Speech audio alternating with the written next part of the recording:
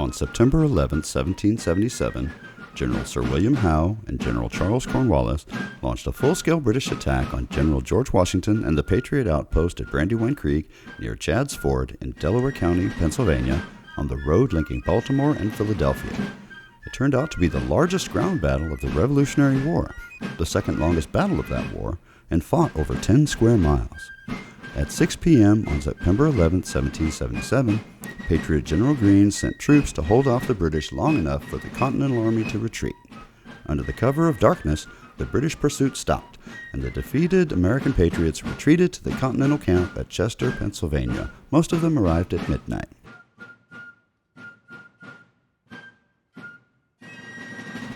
Washington's headquarters was a local inn, the Pennsylvania Arms, renamed the Washington House sometime later by its owner, William Kirkland, after the British Army evacuated from Philadelphia.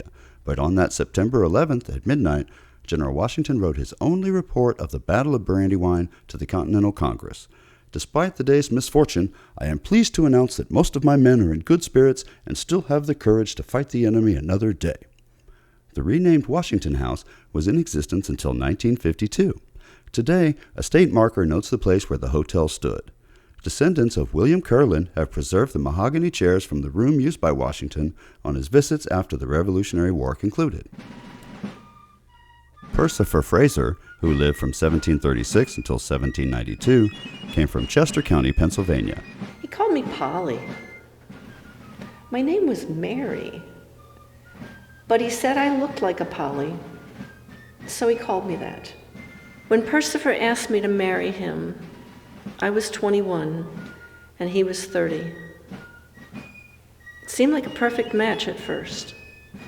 My grandfather had wed into great wealth and built an ironworks and rolling and slitting mill on the Chester Creek, and I met Persifer there. The mill had become so successful for the colonies that the king would allow no more to be built. Among other things, that fiat fueled the burning local ardor for independence, which Persifer shared wholeheartedly. But there were other things. If I married him, I risked being read out of the Friends' meeting. And I was a fourth-generation American Quaker. Still, we wanted to marry. And in October 1766, we did marry at the Middletown Presbyterian Church, where Persifer was an elder. Upon reflection, I would say that the first 10 years of the marriage were idyllic.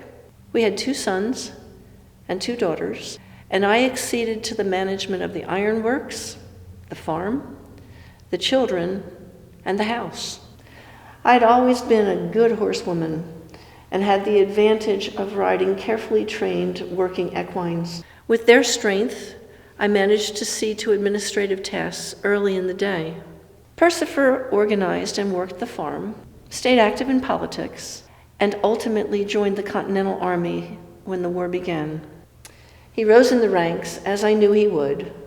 It seemed to be my job to maintain consistency, but my husband assured me that our adventure was only about to begin. I had no idea how significantly and how quickly things would change.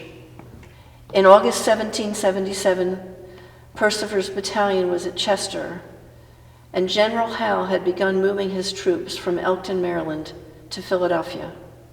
General Washington's soldiers had stored their baggage at our farm, and when our neighbor Thomas Cheney warned Washington of the British advance, we took action and quickly hid as much as we could of the belongings left with us. By September 11th, the British had caused our soldiers to retreat back toward Chester. My husband was ordered to survey the invading army. 2 days later, Persifer and other patriots were halfway to Village Green on the Chester Road. They were taken by surprise and captured, with one escaping. Knowing none of this, I was carding wool when I heard wagons in the lane, and I quickly sent everyone at the house, including a recovering soldier, into the forest. My helper Rachel threw the kitchen cheeses into the woods for the sustenance of those in hiding and to keep some food from the enemy. I decided to face the redcoats on my own. They demanded that I turn over any rebels and then sacked the premises, taking livestock, including my horses, and food and drink. Some of the soldiers got drunk pretty quickly, and when I kept insisting that I was harboring no rebels, one of them set out to strike me. Captain de West stopped him, but encouraged me to have my husband switch sides. I told de West that he didn't know my husband, and that in any case, if Persifer were to change sides, I would not and would leave him. So confronted, de West told me that henceforth his soldiers would leave my home alone. Persifer, however, was imprisoned in the State House in Philadelphia, known after his death as Independence Hall. General Washington arranged for a female friend and me to visit him, and Persifer passed us a message about the deplorable prison conditions and the worm-infested bread. I sewed the letter into my hem, along with a sample of the bread. I was allowed to visit the prison several times later, taking nourishing food from the countryside, and once even our daughter Sarah. But the privations never stopped. They got worse. During the winter of 1777 to 1778, General Washington's troops were stationed at Valley Forge and were suffering appallingly.